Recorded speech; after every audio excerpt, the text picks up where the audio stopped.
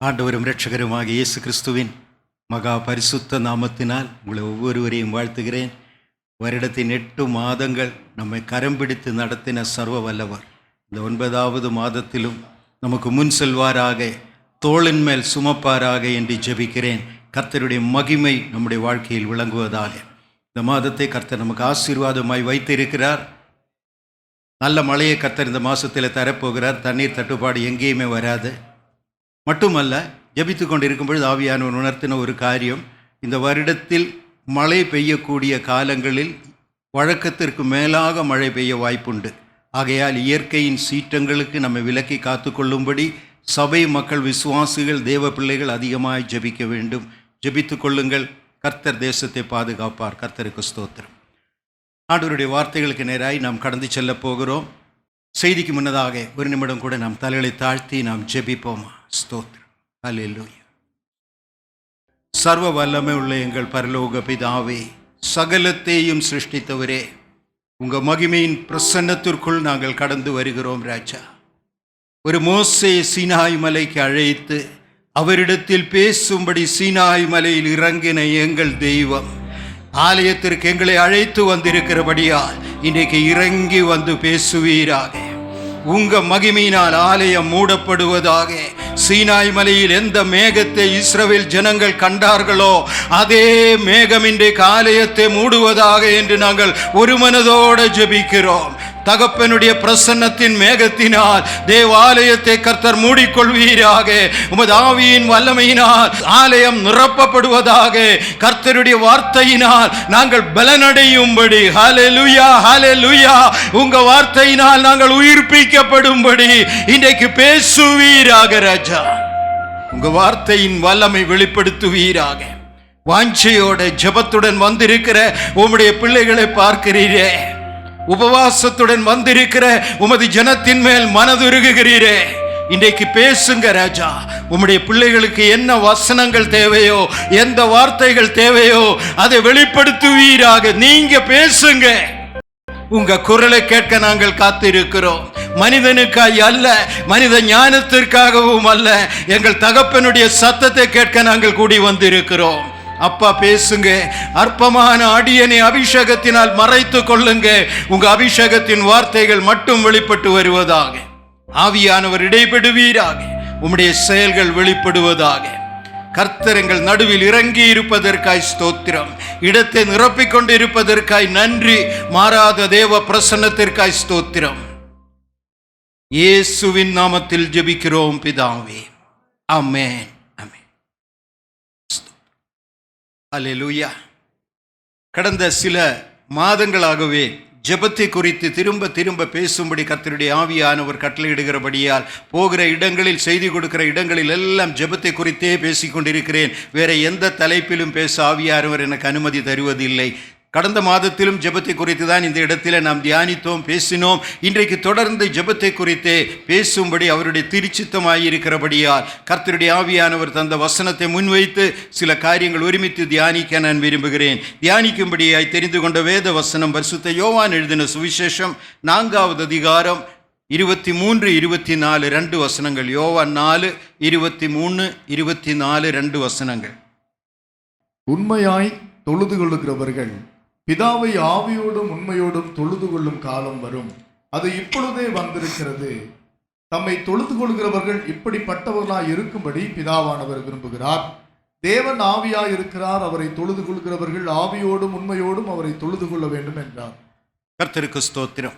நமக்கு தெரிந்த வேத பகுதி, சமாரியா ஸ்திரீயின் இடத்தில் ஆண்டவராகிய இயேசு கிறிஸ்து பேசும் பொழுது அந்த வசனங்கள், அந்த டயலாக் எல்லாம் நமக்கு எல்லாருக்கும் தெரியும். ஆண்டவராகிய இயேசு கிறிஸ்து சமாரியா ஸ்திரீயின் இடத்தில் பேசிக்கொண்டு இருக்கும் பொழுது அவளை பார்த்து ஆண்டவர் ஒரு கேள்வி கேட்டார். உன்னுடைய கணவரை அழைத்து வா, உன்னுடைய புருஷனை அழைத்து வா. அவள் உண்மையை சொல்லிட்டான், எனக்கு புருஷன் இல்லைங்கிறதை சொல்லிட்டான். உடனே ஆண்டவராகிய இயேசு கிறிஸ்து பதில் கூறுகிறார், உனக்கு 5 புருஷர்கள் இருந்தது உண்டு, இப்பவும் ஒருவன் உண்டு, ஆனால் அவன் உன்னுடைய புருஷன் அல்ல. இன்னும் ஒருவனோட நீ வாழ்ந்துட்டு இருக்கிறேன். இந்த வாழ்க்கையின் மிகப்பெரிய ரகசியத்தை முன்பின் தெரியாத ஒரு யூதன் சொன்ன உடனே இந்த ஸ்திரீ நடுங்கி போயிருக்கும் என்று நான் நினைக்கிறேன். ஏன்னா அவளுடைய வாயிலிருந்து வருகிற அடுத்த வார்த்தை மிகவும் வித்தியாசமானது. அவள் உடனே சொல்லுகிறார், நீ ஒரு தீர்க்கதரிசி என்று நான் காண்கிறேன். நீ ஒரு சாதாரண யூதன் அல்ல, நீ ஒரு சாதாரண மனிதன் அல்ல, நீ ஒரு தீர்க்கதரிசி என்று நான் காண்கிறேன். தீர்க்கதரிசியா இருக்கிறதினாலே தேவனை தொழுகிற இடம் இது அல்லன்னு உனக்கு நான் சொல்றேன். அவர் இயேசு கிறிஸ்துவுக்கு உபதேசம் பண்ணிட்டாங்க அந்த அம்மா. நீ தீர்க்கதரிசியா இருப்பதினாலே தேவனை தொழுகிற இடம் இது அல்ல. உங்களை போன்றவங்க எருசலேமில் தொழுவாங்க, நாங்கள் எங்களுக்கு தொழுவதற்கு வேற இடம் உண்டு, நாங்கள் அங்கே தான் தொழுதுட்டு இருக்கிறோம். ஆண்டவரை தொழுவதற்கான இடமே இதல்ல. தீர்க்கதரிசி ஏன் இந்த யாக்கோபின் கணத்தறிய வந்து நிற்கிறீங்க, நீங்கள் நிற்கிற இடம் கூட சரியில்லையேன்னு ஆண்டவருக்கு அந்த அம்மா ஒரு உபதேசம் பண்ணினாங்க. அதற்கு என் ஆண்டவர் சொன்ன பதில்தான் உலகம் உள்ள நாள் வரைக்கும் தேவ ஜனத்திற்கு வழி நடத்தக்கூடிய தேவனுடைய வல்லமையான வார்த்தை. கர்த்தர் சொன்னார், உண்மையாய் தொழுது கொள்ளுகிறவர்கள் பிதாவை ஆவியோடும் உண்மையோடும் தொழுது கொள்ளும் காலம் வரும், அது இப்பொழுதே வந்திருக்கிறது. தம்மை தொழுது கொள்ளுகிறவர்கள் இப்படிப்பட்டவர்களாய் இருக்க வேண்டும் என்று பிதாவானவர் விரும்புகிறார்.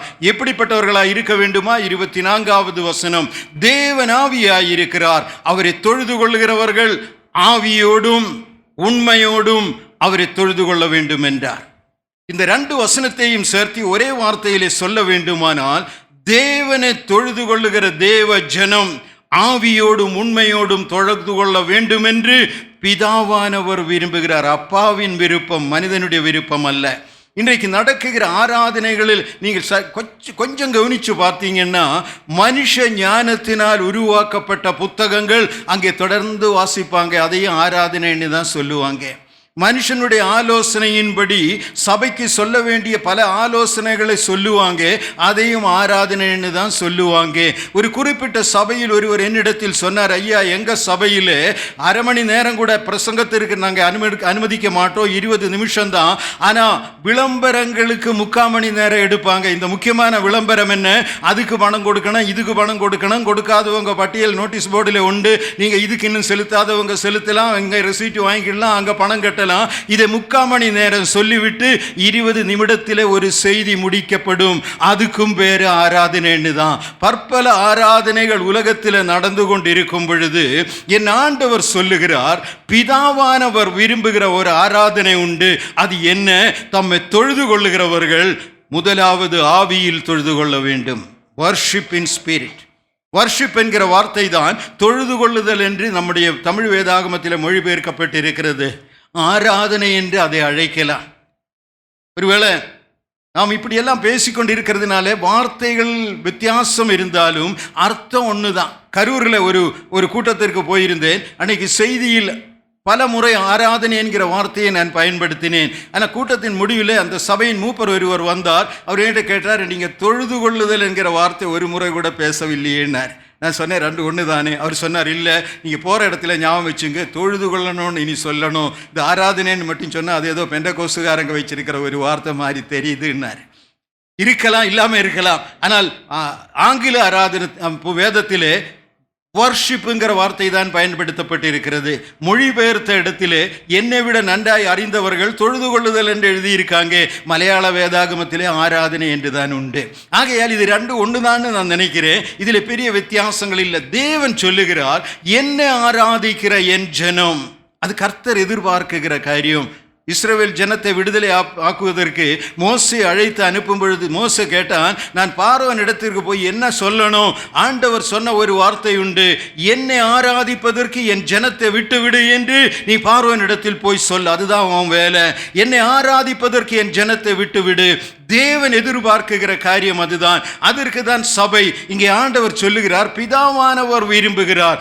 எதை விரும்புகிறார்? அவரை ஆராதிக்கிறவர்கள், அவரை தொழுது கொள்ளுகிறவர்கள் ஆவியோடும் உண்மையோடும் அவரை தொழுது கொள்ள வேண்டும். ஒட்டன்சத்திரத்திலே ஒரு சபை. சில வருஷங்களுக்கு முன் அங்கே தேவனுடைய வார்த்தையை பிரசங்கித்துக் கொண்டிருந்தேன். ஞாயிற்றுக்கிழமை ஆராதனையிலே முடிவில் ஜெபம் முடித்து நான் வீட்டுக்கு போயிட்டேன். நான் வீட்டுக்கு போன பிறகு எனக்கு தெரிந்த ஒருவர் அந்த சபையில் இருந்து எனக்கு ஃபோன் பண்ணாங்க.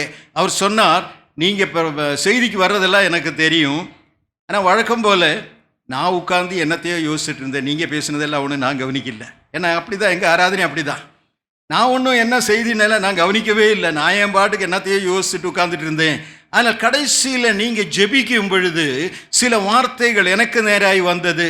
அப்போ தான் நான் உண்மையாக கண்களை விழித்தேன். அப்போ தான் உங்களை பார்த்தேன் முதலாவது. அப்போ தான் இருக்கிற இடத்திற்கு வந்தேன். ஆவியானவர் பேசினதை உணர்ந்தேன். அப்போ தான் என்னுடைய வாழ்க்கையில் அல்லது என்னுடைய ஆராதனையில் ஏற்பட்ட தவறை நான் உணர்ந்தேன். ஆராதனையின் மத்தியில், செய்தியின் மத்தியில் என்னுடைய சரீரம்தான் ஆலயத்தில் இருந்ததே தவிர நான் வேற எங்கேயோ இருந்தேன். இப்படிப்பட்ட ஆராதனைகள் நிறைய உண்டு. ஆகையால் தான் கர்த்தர் சொல்லுகிறார், உண்மையாய் ஆராதிக்க வேண்டும் என்று பிதாவானவர் விரும்புகிறார். கொஞ்ச நேரம் தானே தேவ பிரசன்னத்தில் இருக்கிறோம். அந்த நேரமாவதும் உண்மையாய் ஆராதிக்கணும். முழு உள்ளத்தோடு, முழு பலத்தோடு, முழு ஆத்துமாவோடு, முழு வல்லமையோடும் நான் தேவனை ஆராதிக்க வந்திருக்கிறேன். ஆலயத்திற்கு வந்ததற்கு வேறு நோக்கமே இல்லை, அவரை ஆராதிப்பதற்கு மாத்திரம் வந்திருக்கிறேன். ஆகையால் இந்த நிமிடங்கள் என் கர்த்தரை ஆராதிப்பதற்காக நான் இந்த இடத்தில் இருக்கிறேன். அதுவே பிதாவானவர் விரும்புகிற ஆராதனை, அதுவே நான் செய்ய வேண்டிய ஆராதனை. கர்த்தர் அதை எதிர்பார்க்கிறார். போகட்டும், இன்றைக்கு முக்கியமாய் தியானிக்க ஆவியானவர் தந்த தலைப்பு ஆவியில் ஆராதிக்கிற ஆராதனை, வர்ஷிப்பிங் இன் ஸ்பிரிட். தேவனை ஆராதிக்கிறவர்கள் அல்லது தொழுது கொள்கிறவர்கள் ஆவியில் ஆராதிக்க வேண்டும் என்று கர்த்தர் விரும்புகிறார்.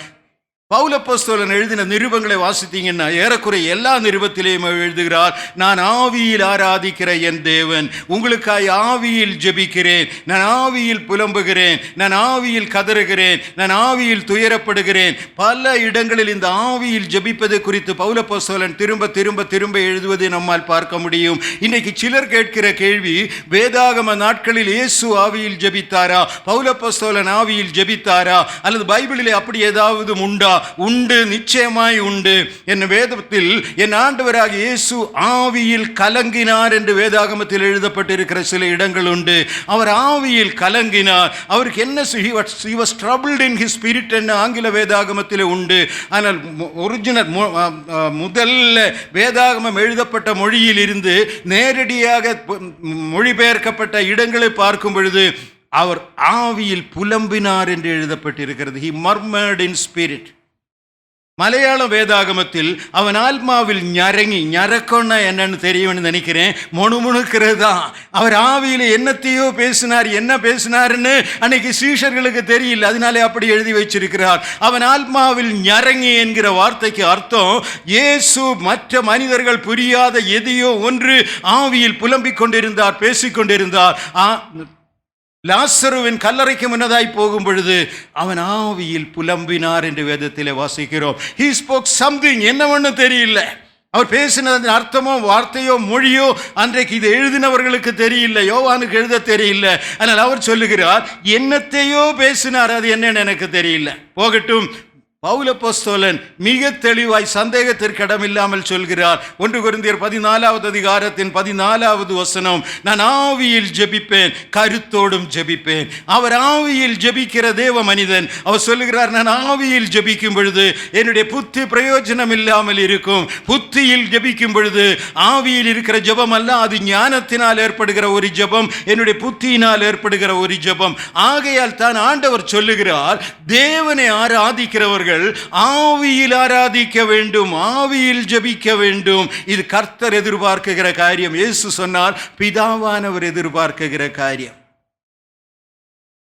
இன்னும் ஆச்சரியமான ஒரு வேத வசனம் உண்டு. ரோமருக்கு எழுதின நிருபம் 8வது அதிகாரம் 9வது வசனத்தை வாசித்து பார்த்தீங்கன்னா அதனுடைய 2வது பகுதியில் பவுல் அப்போஸ்தலன் எழுதுகிறார். ரோமர் 8:9, கிறிஸ்துவின் ஆவி இல்லாதவன் அவருடையவன் அல்ல. கிறிஸ்துவின் ஆவி இல்லாதவன் அவருடையவன் அல்ல. இங்கே தான் நம்மளுடைய பல கேள்விகளுக்கும் பதில் வருகிறது.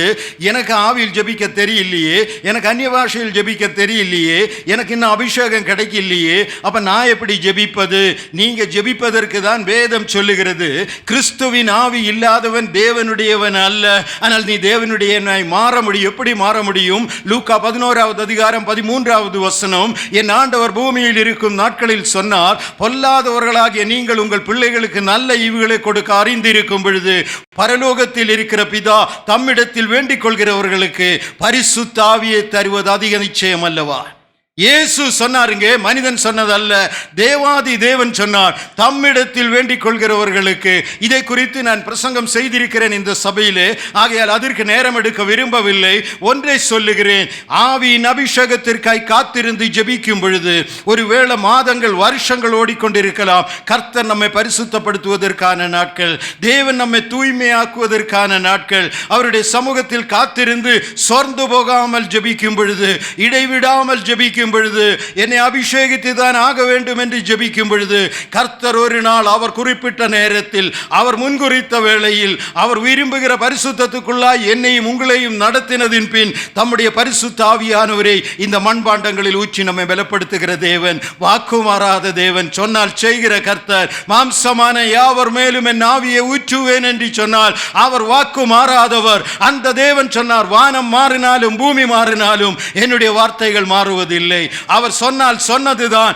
ஆவியில் நிரம்பி ஜெபிக்கிற தேவ ஜனத்திற்காய் கர்த்தரை துதிக்கிறேன். அவர் கிறிஸ்தவர்கள் மட்டுமல்ல, இஸ்லாமிய குடும்பத்தில் இருந்து வந்தவர்கள், இந்து குடும்பங்களில் இருந்து வந்தவர்கள், ஜைன குடும்பங்களில், சீக்கு குடும்பங்களில் இருந்து வந்தவர்கள், இன்றைக்கு ஆவியில் கர்த்தரை ஆராதிக்கிற கடைசி நாட்களில் நானும் நீங்களும் வாழ்ந்து கொண்டிருக்கிறோம். இன்னும் கேள்வியோடு நடந்து கொண்டிருந்தால், இன்னும் கேள்விகளோட நேரத்தை வீணாக்கி கொண்டிருந்தால் அவருடைய வருகை மிக சமீபம், காலம் செல்லாது என்பதை உணர்த்துகிறேன். ஆவியானவர், ஜெபியுங்கள், அபிஷேகத்திற்காய் ஜெபியுங்கள். நான் சொல்லியிருக்கிறேன், பல முறை சொல்லியிருக்கிறேன், இன்னைக்கு வெக்கம் இல்லாமல் சொல்றேன். 8 வருஷங்கள் அழுது புலம்பின பிறகுதான் நான் அபிஷேகம் பெற்றுக்கொண்டேன். கர்த்தருக்கு ஸ்தோத்திரம். பல தேவ மனிதர்கள் என்னுடைய அபிஷேகத்திற்காய் ஜெபித்தார்கள். வல்லமையான தேவ ஊழியர்கள் ஜெபித்தார்கள். என்னுடைய சிநேகிதர்கள், சகோதரர்கள், நான் ஆராதிக்கிற சபையின் போதகர் எல்லாம் சொன்னார், டிஜிஎஸ் தினகரன் ஐயாவை உங்களுக்கு தெரியுமே, அவர் மாத்திரம் கை வைத்து ஜெபம் பண்ணா அபிஷேகம் நிச்சயம் உறுதினாரு. நான் டிஜிஎஸ் தினகரன் ஐயாவிட்ட போனேன், நின்று சொன்னேன், எனக்கு அபிஷேகம் வேணும், ஜெபம் பண்ணுங்க. பாவ என்னை நேசிக்கிற அன்பு சகோதரன் 2 கையை மேலே வைத்து ஜெபம் பண்ணார். ஆனால் எனக்கு அபிஷேகம் வரல. பாவத்தினுடைய 2 கரம் வச்சு அவர் ஜெபம் பண்ணதான் மீதி. அன்னைக்கு எனக்கு அபிஷேகம் கிடைக்கல. நான் ஏன்னு கேட்டேன். ஆனால் தேவ சமூகத்தில் மறுபடியும் கதறிக்கொண்டிருந்தேன், எனக்கு அபிஷேகம் வேண்டும், நான் ஆவியிலே ஜெபிக்க வேண்டும். இது போதாது, இந்த ஜெபம் போதாது, உண்மை உங்களை ஆராதிப்பதற்கு எனக்கு ஆவியின் அபிஷேகம் வேண்டும் என்று இரவும் பகலும் கதறிக்கொண்டிருந்தேன். ஒரு நாள் அதிகாலையில் என்னுடைய அன்றைக்கு நாங்கள் தங்கி இருந்த இடத்தில், என்னுடைய வீட்டின் முன்னறையில், ஒருவரும் இல்லாத விசிட்டிங் ரூமில் முழங்காலில் நின்று தேவ சமூகத்தில் என்னை அபிஷேகிக்காமல் நான் நிறுத்த மாட்டேன்னு சொல்லி கதறிக்கொண்டிருக்கும் பொழுது என்ன நடந்ததுன்னு தெரியாது. நான் இருக்கிற இடத்தை மறந்தேன், என்னுடைய அறையை வீட்டையும் மறந்தேன். ஏதோ ஒரு வல்லமையினால் தொடப்பட்டேன், ஏதோ மொழியினால் துதிக்க ஆரம்பித்தேன். சில நிமிடங்களுக்கு பிறகுதான் எனக்கு தெரியும், நான் பேசுகிற மொழி எனக்கு தெரிந்த மொழி அல்ல, நான் கர்த்தரை ஆராதித்துக் கொண்டிருக்கிறேன். ஆகையினால் இன்றைக்கு உலகத்தின் எந்த பகுதியில் நின்றாலும், எந்த சபையில் நின்றாலும் தைரியமாய் உறுதியாய் பேசுவேன். என்னுடைய வாழ்க்கையில் வேற எதற்காகவும் 8 வருடம் நான் புலம்பி ஜெபித்ததில்லை. இந்த ஒரு காரியம்தான் முக்கியம். 8 வருடங்கள் என்னுடைய கண்ணீருக்கு பதிலாக பரத்திலிருந்து தகப்பன் தந்தருளின் அபிஷேகம் தான் எல்லாவற்றையும் விட என்னுடைய வாழ்க்கையில் முக்கியமானது. நான் என் மனைவிட்டே சொல்லுவேன், உனக்காக நான் 8 வருஷம் காத்திருந்தது இல்லையே. பிள்ளைகளுக்கெல்லாம் உங்களுக்கு தெரியும், 11வது மாதத்தில் வந்துடும். யாரும் 8 வருஷம் காத்திருந்தது இல்லை. ஆனால் இதற்காக நான் 8 வருஷம் காத்திருந்தேன். அது எனக்கு மிக மிக முக்கியமானது. அதை விட மேலானது ஒன்று என்னுடைய வாழ்க்கையில் இல்லை. இயேசு சொல்கிறார், ஆராதிக்கிறவர் ஆவியில் ஜெபிக்க வேண்டும். நீங்க ஆவியில் ஜெபித்தாலே ஒழிய உங்களுடைய ஜெபம் பரலோகத்தில் எட்டுவதில்லை. அதுதான் அதனுடைய மர்மம், அதுதான் அதனுடைய ரகசியம். சார்ஜ் இல்லாத மொபைல் ஃபோனில் பேசினதினால ஒரு பிரயோஜனமும் இல்லை.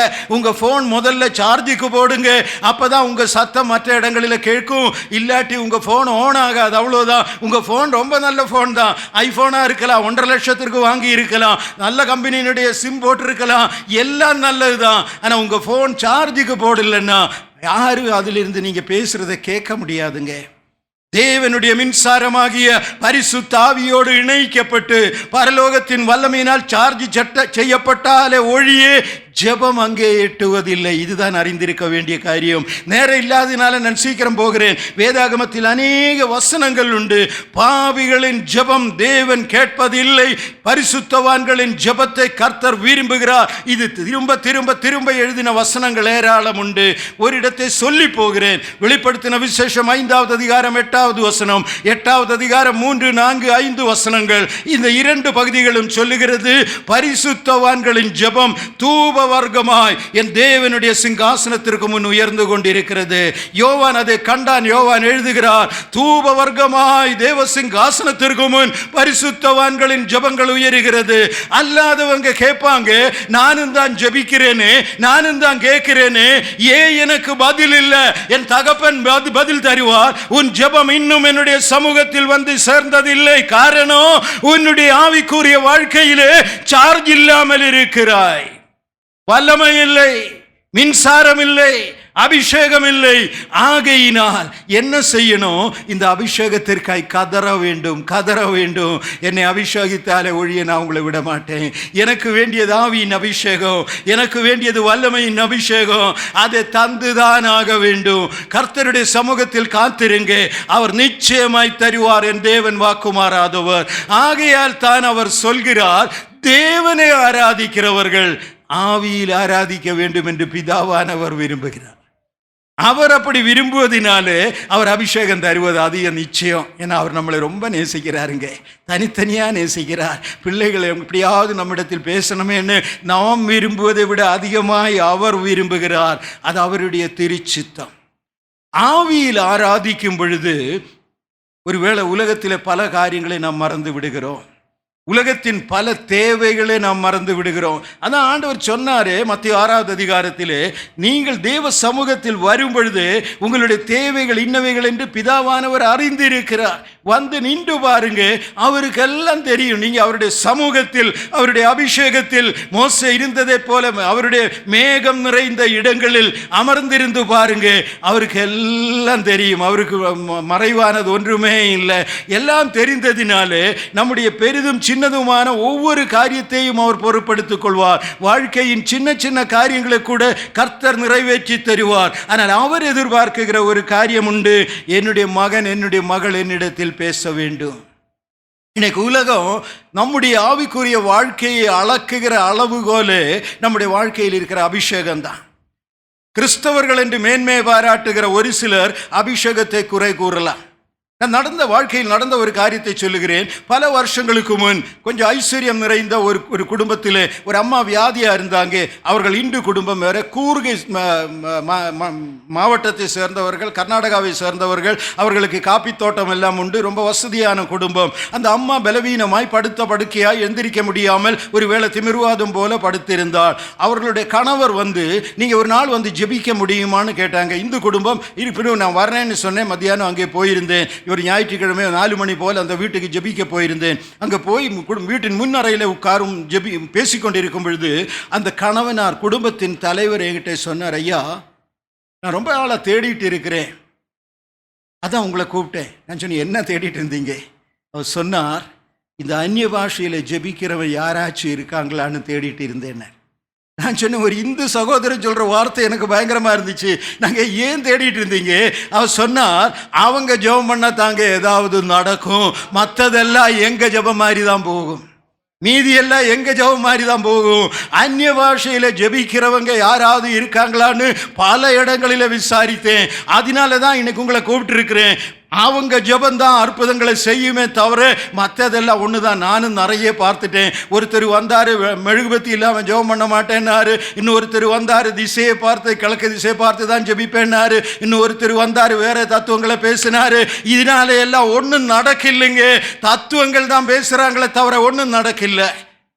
நான் அவர்கிட்ட மிகுந்த தாழ்மையோடு சொன்னேன், இப்போ நம்ம போய் சகோதரிக்காக ஜெபிக்கலாமா, வாங்கன்னாரு. படுக்கை அறைக்கு அவரோட சேர்ந்து போனேன். அந்த அம்மா படுத்திருக்கிறது தைரியம், ரொம்ப பரிதாபமாக படுத்திருந்தாங்க. கர்த்தருடைய கிருபையினாலே அந்த அறையில் நீட்டி ஜெபித்தேன். ஜெபத்தின் முடிவில் அந்த அம்மா எந்திரிச்சு உட்கார்ந்தாங்க. கர்த்தருக்கு ஸ்தோத்திரம். கைதட்டுவதற்காகவோ மேன்மை பாராட்டுவதற்காகவோ நான் எதையும் சொல்ல மாட்டேன். ஏன் சொல்லுகிறேன்னா, இன்னைக்கு உலகம் அறிந்த ஒரு உண்மை உண்டு, ஆவியில் ஜெபிக்கிற ஜெபத்திற்கு பதில் உண்டு. அதை சொல்லத்தான் வருகிறேன். அதுதான் ஒரு கிறிஸ்தவனிடத்தில் தேவன் எதிர்பார்க்குகிற காரியம். அதுதான் ஒரு விசுவாசியினிடத்தில் மனிதன் எதிர்பார்க்குகிற காரியம். ஆண்டவருடைய சமூகத்தில் வந்து முதலாவது நம்மை தாழ்த்தி, நாம் பெரிய ஆளுங்கிற அபிப்பிராயம் எல்லாம் கொஞ்சம் விட்டு ஆண்டவரே உம்முடைய சமூகத்தில் வருவதற்கு கூட நான் தகுதியற்றவன், என்னையும் நினைவு கூர்ந்து உம்முடைய அபிஷேகத்தினால் என்னை நிரப்புவீராக. கர்த்தர் எதிர்பார்க்குகிற காரியம் அதுதான். தம்மைத்தான் தாழ்த்துகிறவன் உயர்த்தப்படுவான். அது இயேசு சொன்ன வார்த்தை. கர்த்தருடைய சமூகத்தில் 2 பேர் ஜெபித்ததே ஆண்டவர் சொல்லி இருக்கிறார். அது வாசிக்க வேண்டாம். லூக்கா 18வது அதிகாரம் நமக்கு தெரியும். ஒரு பரிசேயன் வந்தான், இனி ஒரு டாக்ஸ் கலெக்டர் அவனும் வந்தான். 2 பேரும் வந்து ஜெபம் பண்ணதே ஆண்டவர் சொல்லுகிறார். பரிசேயன் வந்தான், தன்னுடைய உபவாசத்தை குறித்து, தன்னுடைய காணிக்கையை குறித்து, தன்னுடைய சபையை குறித்து ரொம்ப கம்பீரமாக பேசினான். ஆண்டவர்கிட்ட எல்லாத்தையும் சொன்னான். அவன் வந்ததே போல போயிட்டான்னு ஏசப்பா சொல்றாரு. ஆனால் இந்த வரி வசூலிக்கிறவன் தன்னுடைய குறைகளை உணர்ந்து, ஏசப்பா சொன்ன வார்த்தை அப்படியே சொல்லுகிறேன், வானத்திற்கு நேராய் கூட பார்க்க பயப்பட்டு தன்னுடைய தலையை உயர்த்தாமல் தன்னுடைய மார்பிலை அடித்து பாவியாய் என்மேல் கிருபையாயிரும் என்று அழுதான். அவன் நீதிகரிக்கப்பட்டவனாய் வீட்டுக்கு போனான். இயேசு சொல்கிறார், இதுதான் ஜெபத்தினுடைய மேன்மை, இதுதான் ஜெபத்தினுடைய அர்த்தம். கடந்த வாரம் ஆராதனையிலே 42வது சங்கீதத்தை நாம் வாசித்தோம். அன்னைக்கு சங்கீதத்தில் இருந்து பல காரியங்களை சொன்னாங்க. ஆனால் அங்கே இருந்து அமர்ந்து இருக்கும் பொழுது என்னுடைய உள்ளத்தை தொட்ட ஒரு வசனம் உண்டு, 4வது வசனம். அதை வாசிக்கலாமா? நேரம் போனாலும் பரவாயில்ல. 42வது சங்கீதம் 4வது வசனம். அந்த வசனத்தை பற்றி போன வாரம் பேசவே இல்லை. ஆனால் ஆவியானவர் அதன் மூலமாய் தான் என்கிட்ட பேசிட்டு இருந்தார். 4வது வசனம்.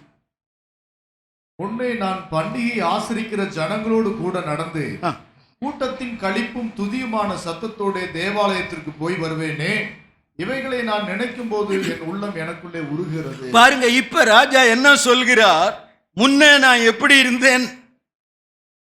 தேவனை ஆராதிக்க வருகிற கூட்டத்தோட, பண்டிகை ஆசாரிக்க வருகிற கூட்டத்தோட, மக்களில் ஒருவனாய், ஜனங்களில் ஒருவனாய் அவர்களோட சேர்ந்து நான் தேவாலயத்திற்கு வந்துட்டு இருந்தேன். கர்த்தரை ஆராதிச்சுட்டு இருந்தேன். முழங்காலில் நின்று குதிச்சுட்டு இருந்தேன். தேவ சமூகத்தில் ஆராதனை உயர்ந்து கொண்டு இருந்தது.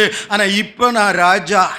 அதனால கொஞ்சம் மகிமையாய், ராஜாவுக்குரிய எல்லா மகிமையோடும் இன்னைக்கு ஒருவேளை நான் கற்பனையிடையே பைபிளில் இல்லை, அநேகமாக ராஜா வரும்பொழுது தேரில் உட்கார வச்சு 4 பேர் தூக்கி ரதத்தில் கொண்டு வந்து ஆலயத்தில் உட்கார வைப்பாங்க. ஒருவேளை அதற்கு இன்னும் தங்கத்தில் செஞ்ச ஒரு சேரு கூட போட்டிருந்திருக்கலாம். கம்பீரமாக ராஜா வந்து உட்கார்ந்திருப்பார். கம்பீரமாக ராஜாவை தூக்கிட்டு போவாங்க. ஆனால் ஆண்டவரே, என் ஆத்துமா மானானது நீரோடைகளை வாஞ்சித்து கதறுவது போல உம்மை வாஞ்சித்து கதறுகிறது என்று சொல்லி அடுத்த வார்த்தை அவர் சொல்லுகிறார். அன்றைக்கு பண்டிகை ஆசரிக்கிற ஜனத்தோடு என்னுடைய தேவனுடைய ஆலயத்திற்குள் வந்து கர்த்தரை ஆராதித்த நாட்களை நினைவு கூறுகிறேன். அது ஆசீர்வாதமா இருந்தது. இன்னைக்கு ஏன் முடியல? இன்னைக்கு ராஜாவாயிட்டான், அதனால முடியல. நிறைய பேருக்கு இந்த பிரச்சனை உண்டு. இன்னைக்கு கொஞ்சம் வசதியாச்சு, இப்ப முழங்காலில் நிற்க முடியாது. இன்னைக்கு கொஞ்சம் பணம் வந்துச்சு, இன்னைக்கு பழைய ஆராதனை எல்லாம் ஆகாது. இன்னைக்கு சபையில ஒரு இடத்திற்கு வந்துச்சு, இன்றைக்கு மற்றவங்களை போல ஆராதிக்க முடியாது. சமூகத்தில் மேன்மையான இடத்திற்கு வந்துச்சு. கர்த்தர் எதிர்பார்க்குகிற காரியம் தாழ்த்த வேண்டும், தாழ்த்த வேண்டும். தேவனுக்கு முன்னதாக நீ ஒன்றுமே அல்ல என்கிற உண்மை உணர்ந்து தேவ சமூகத்தில் வர வேண்டும். ஐயா, கேருபுகள் அவருடைய முகத்தை பார்க்க பயப்ப சேராப்புகள் தங்கள் முகங்களை மூடி ஆராதிக்கிறார்கள். அவருடைய வார்த்தையில் பரலோகமே நடுங்குகிறது. இந்த உலகத்தின் மேன்மை பாராட்டுகிற நீ அவருடைய சமூகத்தில் எம்மாத்திரம் ஒரு தூசி, ஒரு தூசி. உலகத்தில் கர்த்தர் ஆசீர்வதித்திருக்கலாம், மேன்மையான இடங்களில் வைத்திருக்கலாம், மகிமையான இடங்களுக்கு உயர்த்தி இருக்கலாம், பொருளாதாரத்தில் நன்மை செய்திருக்கலாம். அதெல்லாம் பிள்ளையின் மேல் வைத்திருக்கிற அன்பினாலே தகப்பன் செய்கிற கிருபை.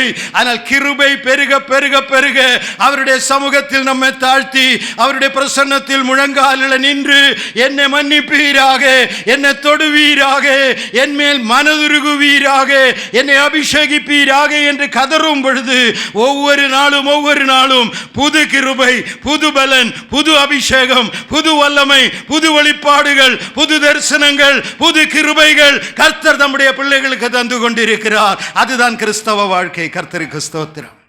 அதுதான் ஆண்டவர் நம்மிடத்தில் எதிர்பார்க்குகிற காரியம். பழைய ஏற்பாடு நாட்களிலேயே லேவியராகமம் 6வது அதிகாரத்தை எடுத்தீங்கன்னா, அன்னைக்கு எப்படி ஆலயத்தில் ஆராதனை நடக்க வேண்டும் என்று மோசேயின் மூலமாய் கட்டளை கொடுக்கும் பொழுது 6வது அதிகாரம் 13வது வசனம், தேவாதி தேவன் சொல்லுகிறார், பலிபீடத்தின் மேல் அக்கினி ஓயாமல் எரிந்து கொண்டிருக்க வேண்டும். தேவனுக்கென்று ஒரு பலிபீடம் உண்டானால் அந்த பலிபீடத்தின் அக்கினி அணைந்து போகக்கூடாது, அது தொடர்ச்சியாக எரிந்து கொண்டிருக்க வேண்டும். அதுதான் தேவன் தம்முடைய பிள்ளைகளின் ஜெப வாழ்க்கையில் எதிர்பார்க்குகிற காரியம். ஓயாமல் ஜெபித்து கொண்டிருக்க வேண்டும், இடைவிடாமல் ஜெபித்து கொண்டிருக்க வேண்டும், சோர்ந்து போகாமல் ஜெபித்து கொண்டிருக்க வேண்டும். ஜெபிக்கலாம் வாங்க நிகழ்ச்சி நேற்று கேட்டவங்களுக்கு தெரியும். இதைத்தான் மோகன் லாசரஸ் பிரதர் 3/4 மணி நேரம் பேசினார். உன்னுடைய ஜெபம் ஒருபோதும் நின்று போகக்கூடாது. அவர் சொன்னதை விட மேலே சொல்ல எனக்கு ஒரு வார்த்தை கூட இல்லை. ஆகையினால் அந்த இடத்தில் அதை விட்டு நான் கடந்து செல்கிறேன். உன்னுடைய ஜெபம் ஓயாமல் நடக்க வேண்டுமானால் அதற்கு தான் ஆலயத்தில் கூடி நாம் ஆராதிக்கிறோம். இங்கேதான் தேவனை ஆராதிக்கக்கூடிய பலனை நாம் பெற்றுக்கொள்கிறோம். இங்கேதான் கர்த்தருடைய வல்லமையினால் நாம் இடைகட்டு கொள்ளப்படுகிறோம். அந்த லேவியராகமம் 6வது அதிகாரம் 13க்கு முந்தின வசனம் 12வது வசனம் கூட வாசிக்கலாமா? மிக அற்புதத்தின் மேல் இருக்கிற அக்கினி அவியாமல் இருந்து கொண்டிருக்க வேண்டும். ஆசாரியன் காலைதோறும் அதன் மேல் எரியும்படி கட்டைகளை போட்டு, ஆசாரியன் அதன் மேல் கட்டைகளை போட்டு அதன் மேல் சர்வாங்க தகன பலியை வரிசையாக வைத்து போது. இதுதான் 12வது வசனம். சபையில் லேவியனுக்கு தேவன் ஒரு பொறுப்பை கொடுத்திருக்கிறார். அந்த பொறுப்பு என்ன? சபை விசுவாசிகளை குறை கூறுவது அல்ல, சபை விசுவாசிகளை திட்டுவது அல்ல, சபையின் கட்டிடத்தை கட்டுவதை குறித்து பேசுவது அல்ல, தேசத்தில் நடக்குகிற காரியங்களை விளக்கி சபையாருக்கு விழிப்புணர்வு வருத்துவது அல்ல. தேவன் வைத்திருக்கிற திட்டம், ஆசாரியன் பலிபீடத்தின் அக்கினி எறிவதற்கு விறகு கட்டைகளை போட்டுக்கொண்டே இருக்க வேண்டும், காலைதோறும் போட்டுக்கொண்டே இருக்க வேண்டும். ஹல்லேலூயா!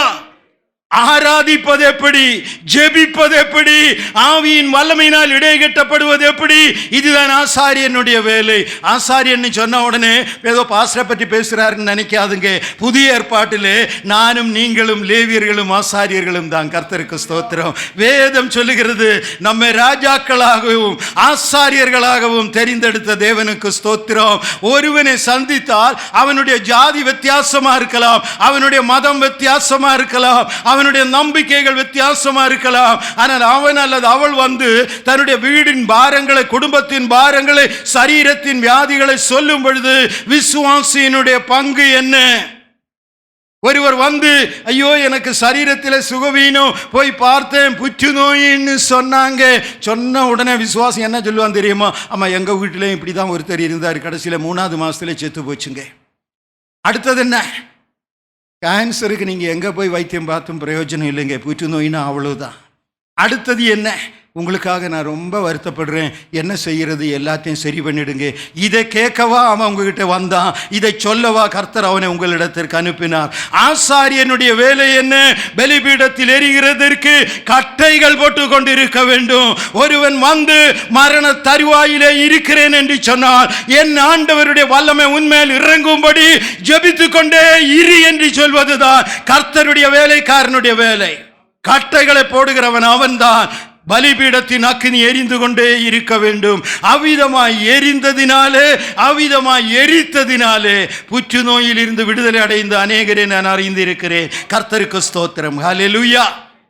ஒரு மனிதனுடைய ஜெபத்தினால் அல்ல, மாம்சத்தில் பிறந்த எந்த மனிதனும் மாம்சமே.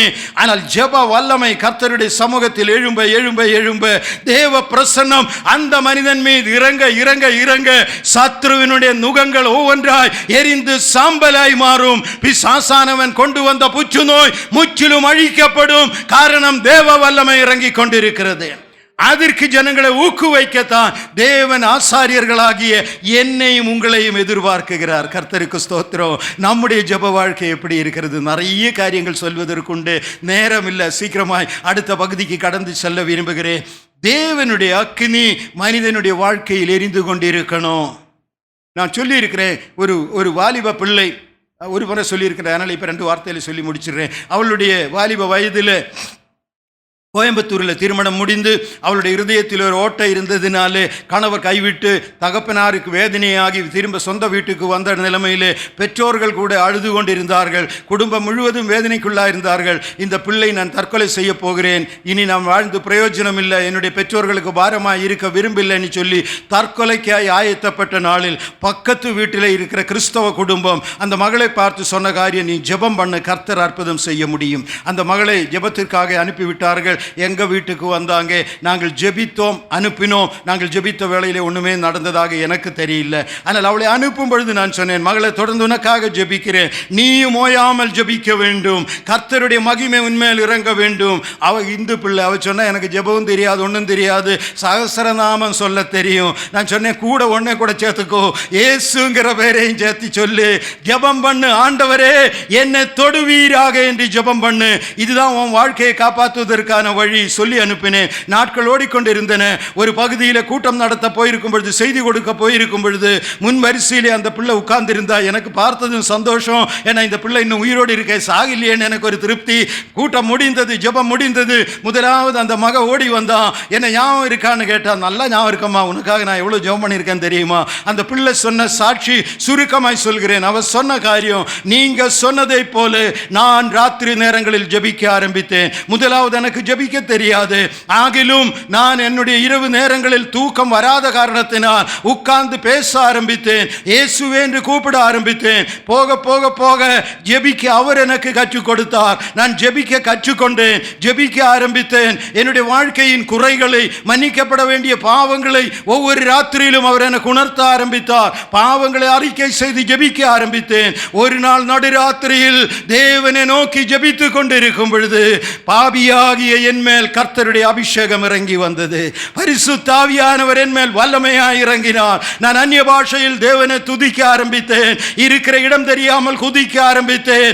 ஆவியில் ஆராதிக்க ஆரம்பித்தேன். ஐயா, உங்களுக்கு தெரியுமா, அன்றைக்கு அடுத்த நாள் காலையில் எழுந்திருக்கும் பொழுது என்னுடைய இருதயத்தின் வலி மறைந்திருந்தது. எந்த மருத்துவர் ஓட்டை உண்டுன்னு சொன்னாங்களோ அவரிடத்தில் போய் சோதித்து பார்த்தேன். இருதயம் 100க்கு 100 ஆரோக்கியமாய் இருக்கிறது என்று அவர் சர்டிபிகேட் எழுதி தந்தார். எனக்கு சந்தோஷம். நான் சொன்னேன், கர்த்தருக்கு ஸ்தோத்திரம். ஆனால் அந்த பிள்ளை சொன்ன ஒரு வார்த்தை உண்டு. அதுக்கு தான் அன்னைக்கு அந்த கதையை நேரம் இல்லாட்டின்னு சொல்கிறேன். அந்த பிள்ளை என்கிட்ட வந்து சொன்னது, என்னுடைய இருதயம் மறுபடியும் புதுதானதினாலேயோ, என்னுடைய கணவர் என்னை ஏற்றுக்கொண்டதினாலேயோ நான் அதிகம் சந்தோஷப்படுவதில்லை. இன்னும் ஞான ஸ்நானம் எடுக்காத ஒரு இந்து பிள்ளையின் மேல் பரலோகத்தின் வல்லமையாகி ஆவியானவரை ஊற்றி என் தகப்பன் என்னை நேசித்தாரே, அதை குறித்து நான் மகிழ்ச்சி அடைகிறேன். ஹல்லேலூயா, ஹல்லேலூயா, ஹல்லேலூயா. அதுதான் கிறிஸ்தவ வாழ்க்கை. இதுதான் கிறிஸ்தவ வாழ்க்கை. ஆண்டவர் எதிர்பார்க்குகிற காரியம், பலிபீடத்தில் அக்கினி எரிந்து கொண்டே இருக்கணும், அது அணைந்து போகக்கூடாது. ஆசாரியர்களாகிய நானும் நீங்களும் கட்டையை போட்டுக்கொண்டே இருக்கணும். தவறான நெகட்டிவ் வேர்ட்ஸ் ஆங்கிலத்தில் சொல்லுவோம், அர்த்தங்கட்ட, கவலைப்படுத்துகிற, வேதனைப்படுத்துகிற வார்த்தைகள் ஒருபோதும் வாயிலிருந்து வரக்கூடாது. உங்களுடைய வேலை என்ன? எரிவதற்கு இன்னும் ஒரு கட்டையை போட்டு விடுங்க. ஒருவேளை அது அணைந்து போகிற நிலைமையில இருந்திருக்கலாம். இன்னும் கொஞ்சம் உற்சாகப்படுத்துங்க, இன்னும் கொஞ்சம் பலப்படுத்துங்க, இன்னும் கொஞ்சம் ஜெபம் பண்ணி அவங்களை பலப்படுத்தி கர்த்தர் செய்வார் என்று சொல்லி அனுப்புங்க. கர்த்தர் நிச்சயமாய் கிரியை செய்வார். அவர் விரும்புகிறபடியே காரியங்கள் நடக்கும். அதுக்கு தான் என்னை உங்களையும் தேவன் எதிர்பார்க்கிறார். ஸ்தோத்திரம். இன்னும் மாவியானவர் சொன்ன 2 முக்கியமான காரியங்கள் இருக்கு. எனக்கு தெரியல, 11:30 முடிக்கணும். அவர் முடிக்கட்டும், நான் முடிக்க மாட்டேன். கர்த்தருடைய ஆவியானவர் சொன்ன முக்கியமான காரியங்களில் முதலாவது காரியம், ஆவியில் ஆராதிக்கிறவன் அல்லது ஆவியில் ஜெபிக்கிறவன் அவனுடைய நாவிலிருந்து தேவன் பேச ஆரம்பிப்பார். தீர்க்க தரிசனம்னு நாம் அழைக்கிறோம். நமக்கு ரொம்ப தெரிந்த வார்த்தை அதுதான். நீங்க பேசின வார்த்தை தீர்க்க தரிசனமாக இருந்தது. நம்ம பாஸ்டர்கிட்ட நிறைய பேர் சொல்லியிருக்கலாம், ஊழியக்காரர்களை பார்த்து நம்ம சொல்லியிருக்கலாம். ஆனால் இந்த ஊழியக்காரனும் ஒரு சாதாரண மனுஷன் தாங்க. அவர் வரப்போகிற காரியங்களை கண்டறியக்கூடிய எந்த திறமையும் பெற்றவன் அல்ல. அவன் ஒரு சாதாரண மனுஷன்தான். தேவாதி தேவன் தம்முடைய ஊழியர்களின் நாவை பயன்படுத்தி பேச ஆரம்பிக்கிறார். அப்பொழுதுதான் தீர்க்க தரிசன வார்த்தை புறப்பட்டு வருகிறது. இன்றைக்கு உலகத்திற்கு இது தேவை, நம்முடைய சமூகத்திற்கு இது தேவை, நம்முடைய ஒட்டஞ்சத்திரத்துக்கு இது தேவை, நம்முடைய குடும்பங்களுக்கு இது தேவை. எத்தனை பேர் வந்து கேட்குறாங்க, பிள்ளைக்கு 2 திருமணம் வந்திருக்கு, அதை எடுக்கவா இதை எடுக்கவா, 2 இடத்துல வேலை வந்திருக்கு, அந்த வேலைக்கு போகவா இந்த வேலைக்கு போகவா, இடம் பார்க்கலாம் வாங்கலான்னு பார்த்தேன், இப்போ 2 இடத்துல வந்திருக்கு, அந்த இடம் வாங்குறதா இந்த இடம் வாங்குறதா தெரியலையே. நாங்கள் சந்தேகப்படுகிறோமே, எது நன்மையாக இருக்கும் எது ஆசீர்வாதமாக இருக்கும் யாருக்கு தெரியும்? அவருக்கு தெரியும். கர்த்தருக்கு ஸ்தோத்திரம். முன்குறித்தவருக்கு தெரியும். ஆகையால் தான் பவுலப்போஸ்தலன் சொல்லுகிறார், 1 கொரிந்தியர் 14வது அதிகாரம் 1 வசனத்தில் பவுலப்போஸ்தலன் சொல்லுகிறார், ஆவியின் வரங்களை நாடுங்கள், தீர்க்க தரிசன வரத்தை விரும்புங்கள். உலகத்திற்கு இன்னைக்கு தேவை அதுதான். தீர்க்க தரிசன வரம் உலகத்திற்கு தேவை. சொல்ல சில காரியங்கள் கர்த்தருடைய ஆவியானவர் சொல்வார். எனக்கு ஒரு வாலிபனை தெரியும், ஒட்டஞ்சத்திரத்தில் உள்ளவர் தான், அதோட அது விடுறேன், அட்ரஸ் விடுறேன்.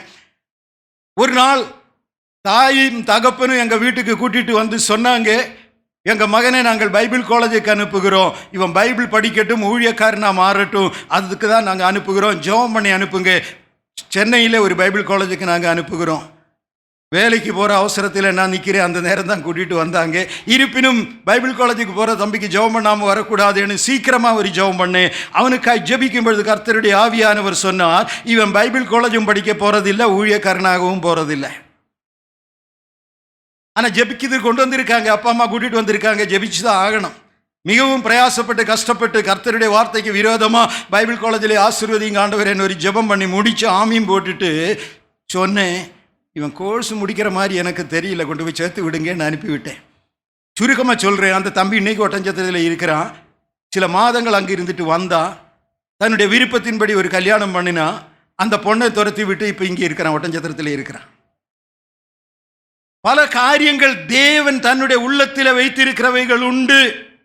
அவைகளை உலகத்திற்கு சொல்ல வேண்டுமானால் கர்த்தர் பேசினால் இந்த உலகத்திற்கு கேட்காது. ஏன்னா அவர் பரிசுத்தர், பரிசுத்தருடைய குரல் உலகத்தில் தொனிப்பதில்லை. மட்டுமல்ல, அவருடைய சத்தம் சாதாரண மனிதர்களால் தாங்க முடியாது. நமக்கு தெரியும், சீனாய் மலையில் தேவன் பேசின நாளில் இஸ்ரவேல் ஜனங்கள் பயந்து நடுங்கினார்கள். அவர்கள் மோசே அழைத்து சொன்னார்கள், தயவு செய்து இந்த கடவுள் எங்கள்கிட்ட பேச வேண்டாம், இடி முழக்கம் போன்ற சத்தத்தில் நாங்கள் நடுங்குகிறோம், மோசே நீங்க பேசினா போதும். இது தேவனுக்கு நன்றாக தெரியும். அன்னைக்கு இது மோசே சொன்னார், மோசே இனிமே நான் டைரக்டா அவங்கள்ட்ட பேச மாட்டேன்ப்பா, எதுக்கு இவங்களை பயமுறுத்தணும், நீ வா நான் உங்ககிட்ட பேசுறேன். கர்த்தர் பேசுகிற ஜனங்கள் உண்டு, ஆவியில் ஜெபிக்கிற தேவனுடைய ஜனம். அவர்கள் அன்னைக்கு மோசையா இருக்கலாம், இன்னைக்கு வேற பேரிலே அறியப்படலாம். உங்க பேரு தான் அந்த இடத்துல கர்த்தர் பயன்படுத்த விரும்புகிறார். ஜனங்களுக்கு தேவனுடைய ஆலோசனை அறிவிப்பதற்கு கர்த்தரால் தெரிந்தெடுக்கப்பட்டிருக்கிற தேவ ஜனம் ஆவியில் ஆராதிக்கிறவர்களா இருந்தால், ஆவியானவர் ஒருபோதும் ஒன் வே டிராபிக் அல்ல, ஒரு பக்கம் மட்டும் பேசுகிறவர் அல்ல. நீங்க கேட்கிறதற்கு அங்கிருந்து பதில் வந்து கொண்டே இருக்கும். அதுதான் கர்த்தருடைய கிரியை, கர்த்தருடைய செயல். தேவனுக்கு ஸ்தோத்திரம். அவர் பேசுவாருங்க. ஆகையால் தான் பேதுரு அப்போஸ்தலன் தன்னுடைய நிருபத்தில் எழுதினார். 2 பேதுரு 1வது அதிகாரம் 21வது வசனம். பேதுரு அப்போஸ்தலன் எழுதின 2வது நிருபம் 1வது அதிகாரம் 21வது வசனம். தீர்க்க தரிசனம் என்பது மனிதனுடைய விருப்பத்தின்படி உண்டானதல்ல. தேவனுடைய மனிதர்கள் தேவ ஆவியினால் ஏவப்பட்டு கர்த்தர் பேசுகிற வார்த்தைகளே தீர்க்க தரிசன வார்த்தையாயிருக்கும். அநேக நேரங்களில் பேசுகிற ஊழியக்காரனு கூட தெரியாது என்ன வார்த்தை கர்த்தர் தந்திருக்கிறார் என்று, அல்லது யாருக்கு கர்த்தர் பேசுகிறார் என்று. வேதாகமத்திலே ஆதாரங்கள் உண்டு. லூக்கா 9வது அதிகாரத்தில் மறுரூபமலையின் அனுபவம், எடுக்க வேண்டாங்க, நான் ஓடி போறேன், நீங்க நேரம் கிடைக்கும் பொழுது வாசித்து பாருங்க. மறுரூபமலையின் அனுபவம், மறுரூபமலையில் தேவ மகிமைக்குள்ளாய் அமர்ந்து இருக்கும் பொழுது, கர்த்தருடைய மேகம் மூடி இருக்கும் பொழுது, இவன் என்னுடைய நேசகுமாரன் என்று பிதாவானவர் அறிக்கையிட்ட குரல் காதில கேட்ட நாளில் பேதுரு சொன்னார், நாங்கள் இங்கே 3 குடில்களை கட்ட போறோம், ஒன்று உமக்கு, ஒன்று மோசைக்கு, ஒன்று ஏலியாவுக்கு, 3 குடில்களை கட்ட போறோம். லூக்கா 9வது அதிகாரம் 33வது வசனத்தை பார்த்தீங்கன்னா அங்கே இவ்விதமாய் வேதத்தில் எழுதப்பட்டிருக்கிறது, தான் பேசுகிறது இன்னதென்று அறியாமல் பேதுரு பேசினான். பேதுருவுக்கு தெரியல நான் என்னதான் பேசுறேன், எதுக்காக பேசுறேன். This is exactly the gift of prophecy. இதுதான் தீர்க்க தரிசன வரம். பேசுகிறவன் யாரையோ குறை கூறுவதற்காகவோ, யாரையோ குற்றப்படுத்துவதற்காகவோ, யார் மேலோ அன்பு வெளிப்படுத்துவதற்காகவோ தேவனுடைய பிரசன்னத்தை, தேவனுடைய வார்த்தையை பயன்படுத்தக்கூடாது. அது தவறு. கர்த்தர் பேசுவார் தம்முடைய ஊழியக்காரன் மூலமாக. தேவனுடைய ஆவியினால் நடத்தப்படுகிற, ஆவியில் ஆராதிக்கிற தேவ பிள்ளையின் நாவை பயன்படுத்தி கர்த்தர் வார்த்தைகளை தரும் பொழுது, ஏன் ஆண்டவரே பேசுறீங்கன்னு கேட்கக்கூட இடம் இல்லை. ஒரு கருவியை போல, தேவனால் பயன்படுத்தப்படுகிற ஒரு மைக்கை போல, ஸ்பீக்கரை போல நின்று கொண்டு என்னன்னு தெரியாமல் பேசிக்கொண்டிருக்கிற ஒரு நிலைமை. அதுதான் அபிஷேகத்தினால் வருகிற தேவனுடைய வார்த்தை. அதைத்தான் தீர்க்க தரிசனம் என்று நாம் அழைக்கிறோம். இயேசு சொல்கிறார், தேவனை தொழுது கொள்ளுகிறவன் ஆவியில் தொழுது கொள்ளுகிறவனாய் இருக்க வேண்டும் என்று கர்த்தர் விரும்புகிறார். ஏன்னா நீங்கள் வேலை செய்கிற இடத்துல, நீங்கள் பார்க்குற இடத்துல, உங்ககிட்ட வருகிறவங்கிட்ட கர்த்தருடைய வார்த்தையை சொல்ல தேவன் விரும்புகிறாருங்க. ஆனால் அவருக்கு சொல்ல முடியல. ஏன்? நீங்கள் இல்லை. அதனால இப்போ இந்த மைக்கு ரிப்பேர் ஆச்சுன்னா நான் உங்ககிட்ட பின்னால் இருக்கிறவங்கள்ட்ட நான் பேச முடியாது. எனக்கு பேசணும்னு ஆசை தான், ஆனால் கேட்காது. ஆக நான் என்ன விரும்புவோம்? இந்த மைக்கு ரெடியான ஆண்டவரே நான் பேசிட்டு இருப்பேனே. கர்த்தர் விரும்புகிற காரியம், நான் பேச தெரிந்தெடுத்து இருக்கிற என்னுடைய கருவிகள், என்னுடைய பாத்திரங்கள், என்னுடைய பிள்ளைகள் ஆவியின் வல்லமையினால் இடைகட்டப்பட்டு இருந்தால் உலகத்திற்கு நான் வார்த்தைகளை கொடுத்திருப்பேனே. எனங்கள் என்னுடைய சத்தத்தை கேட்டிருப்பார்களே. அதுதான் தீர்க்க தரிசன வார்த்தை. தீர்க்கதரிசிகளை தேவன் அவ்விதமாய் பயன்படுத்தினார். ஒரே ஒருவரை சுற்றி காட்டி இரண்டாவது இடத்திற்கு போக விரும்புகிறேன். எரேமியா என்கிற தீர்க்கதரிசியை குறித்து நாம் எல்லோரும் அறிந்து இருக்கிறோம். எரேமியாவை தேவன் அழைத்து தீர்க்க தரிசன வரங்களை கொடுத்து நிறுத்தும் பொழுது எரேமியா சொன்னான், நான் ஒரு சின்ன பையன், எனக்கு வயது இல்லை, நான் சொன்னால் யாரும் ஏற்றுக்கொள்ள மாட்டாங்க, நான் எம்மாத்திரம், என்னை ஏன் நீங்க தெரிந்தெடுத்திருக்கீங்க? அன்னைக்கு கர்த்தர் என்ன செய்தார் தெரியுமா? எரேமியா தீர்க்க தரிசன புத்தகம் 1 அதிகாரம் 9 தேவன் எரேமியாவை அழைத்து அவனுடைய வாயை தொட்டார் என்று வேதத்தில் எழுதப்பட்டிருக்கிறது. அவனுடைய உதடுகளை, அவனுடைய நாவை, அவனுடைய வாயை தேவாதி தேவன் தொட்டார். தொட்டொரு வார்த்தை சொன்னார், எரேமியாவே, என்னுடைய வார்த்தைகளை, என்னுடைய வசனங்களை உன்னுடைய வாயின் மேல் வைக்குகிறேன். அவ்வளவுதான். அடுத்த நிமிடம் எரேமியா தீர்க்கதரிசி தான். கர்த்தருக்கு ஸ்தோத்திரம். நான் பலவீன பாத்திரம் என்று சொன்னவன், நான் பேச தெரியாது என்று சொன்னவன், நான் சின்ன பையன் சொன்னவன், அடுத்த நிமிடம் யார்? கர்த்தருடைய தீர்க்கதரிசி ஆகிய எரேமியா. ஹல்லேலூயா! தேசத்தில் தீர்க்கதரிசிகளை எழுப்ப கர்த்தர் விரும்புகிறார். அடுத்துதான் சொன்னார், நான் உன்னை தொட்டதினாலே எரேமியாவே, இனிமேல் நீ கட்டுகிறது கட்டப்பட்டிருக்கும், நீ நாட்டுகிறது நாட்டப்பட்டிருக்கும். 10வது வசனம், நீ பிடுங்குகிறது பிடுங்கப்பட்டிருக்கும், நீ உடைக்கிறது உடைக்கப்பட்டிருக்கும். நீ தேவனுடைய வார்த்தையை கொண்டு வருகிற தேவனுடைய ஊழியக்காரன். ஆண்டவர் பழைய ஏற்பாட்டில் மாத்திரம் அப்படி செஞ்சாரா? இன்னைக்கும் அப்படிதான் செய்ய விரும்புகிறார்.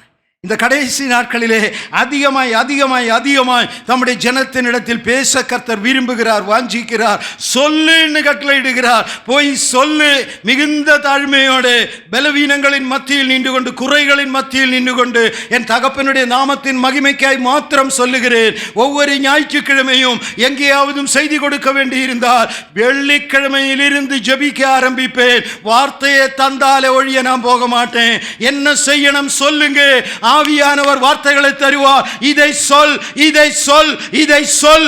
அந்த வார்த்தைகளை பேசி முடித்ததின் பின் எனக்கு ஒரு திருப்தி. என் தகப்பன் சொல்ல சொன்னதை நான் சொல்லி இருக்கிறேன். ஆனால் ஜனங்கள் வருவார்கள். இந்த செய்திக்காகத்தான் காத்துட்டு இருந்தேன், இந்த வார்த்தை எனக்காகத்தான் வந்தது. அது அவர்களுக்குள்ளே உள்ள காரியம். ஒரு ஊழியக்காரன் என்கிற முறையிலே அவரிடத்தில் பெற்று கொடுக்குகிற பொறுப்பை கர்த்தர் எனக்கு தந்திருக்கிறார். ஆகையால் தான் இன்றைக்கும் நம்முடைய சபையிலே செய்தி கொடுக்க நிற்கும் பொழுது பரிசுத்த வேதாகமத்தை தவிர வேற எந்த ஒரு புத்தகமோ, எந்த இன்டர்நெட்டோ, எந்த மனிதனோ, எந்த அறிவோ நான் பயன்படுத்தினது இல்லை, பயன்படுத்த போறதும் இல்லை. காரணம், அவரே செய்தி தருகிறவர். கர்த்தருக்கு ஸ்தோத்திரம். மனுஷ ஞானம் அல்ல, மனுஷ ஞானம் அல்ல, அவரிடத்தில் பெற்று ஜனங்களுக்கு கொடுப்பதுதான் கர்த்தர் எதிர்பார்க்கிற காரியம். ஆகையால் தான் இயேசு சொன்னார், பிதாவை தொழுது கொள்கிறவர்கள் ஆவியில் தொழுது கொள்ள வேண்டும் என்று பிதாவானவர் விரும்புகிறார். அவருடைய சத்தம் பூமியில் துணிக்கப்பட வேண்டும். 2வது ஒரு காரியம், அசுத்த ஆவிகளை துரத்துவதற்கு ஆவியில் ஜெபிக்கிற தேவ பிள்ளைகள் தேவை. பிசாசின் கிரியைகளை முறியடிப்பதற்கு ஆவியில் ஜெபிக்கிற தேவ பிள்ளைகள் தேவை. மந்திர தந்திரங்கள் எல்லாம் சும்மாதான், கிரியைகள் எல்லாம் சும்மாதான்.